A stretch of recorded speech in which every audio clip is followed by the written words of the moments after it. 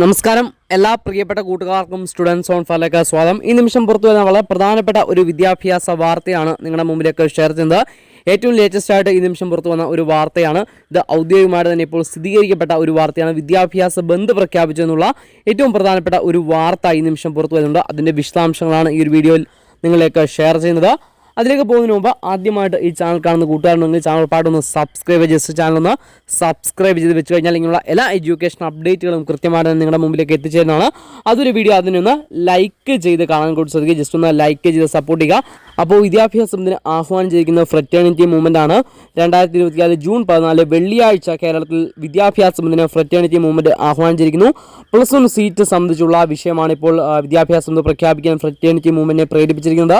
മലബാറിലെ +1 സീറ്റിൻ്റെ ക്ഷാമവും അതുപോലെ തന്നെ അഡ്മിഷൻ കിട്ടാത്തതിൽ മനംനൊന്ന് വിദ്യാർത്ഥി ആത്മഹത്യ ചെയ്തു എന്നുള്ള കാരണങ്ങളാണ് ഇപ്പോൾ വിദ്യാഭ്യാസ ബന്ധിന് പിന്നിലുള്ളത്. അപ്പോൾ ഈ ഒരു അറിയിപ്പ് കൂട്ടുകാരിലേക്ക് ഷെയർ ചെയ്യാം.